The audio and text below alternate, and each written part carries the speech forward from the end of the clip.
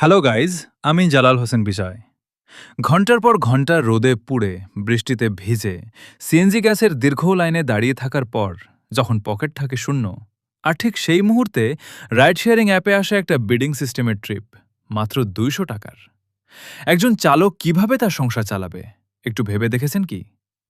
আজকে আমাদের দেশের রাইড শেয়ারিং সেক্টর, বিশেষ করে উবার, পাঠাও এবং ইনড্রাইভের মতো শীর্ষস্থানীয় কোম্পানিগুলো চালকদের জীবন নিয়ে এক নিষ্ঠুর খেলায় মেতে উঠেছে। রাস্তায় নামলেই গ্যাসের তীব্র সংকট। ঘন্টার পর ঘন্টা সিরিয়াল ধরে কষ্ট করে গ্যাস নিয়ে গাড়ি রাস্তায় নামার পর শুরু হয় আসল শোষণ।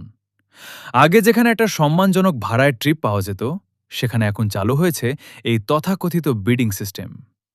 কম ভাড়ায় যাত্রী পাওয়ার এই ইঁদুর দৌড়ে চালকরা নিজেদের মধ্যে প্রতিযোগিতায় নামতে বাধ্য হচ্ছেন। যে ট্রিপের খরচই ওঠে না, চালক বাধ্য হয়ে পেটের দায়ে সেই কম টাকার ট্রিপই নিচ্ছে। এটা কি কোনো রাইড শেয়ারিং সার্ভিস, নাকি চালকদের পেটে লাথি মারার এক অভিনব প্রতারণা? সবচেয়ে অবাক করার বিষয় হল, চালকদের এই রক্ত শোষণ ও অমানবিক নির্যাতনের বিরুদ্ধে আমাদের দেশের নিয়ন্ত্রণকারী সংস্থা বিআরটিএ আজ সম্পূর্ণ নিশ্চুপ। যাদের কাজ ছিল চালকদের অধিকার ও ন্যায্য ভাড়া নিশ্চিত করা, তারা আজ ঘুমিয়ে আছে।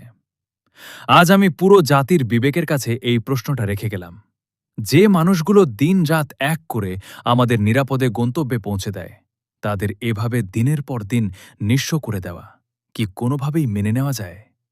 এই শোষণের শেষ কোথায়? বিষয়টি নিয়ে আপনারা কি ভাবছেন? কমেন্টে আপনাদের মূল্যবান মতামত জানান। ভিডিওটি ভালো লাগলে অবশ্যই ফলো করে সাথে থাকুন। ধন্যবাদ সবাইকে।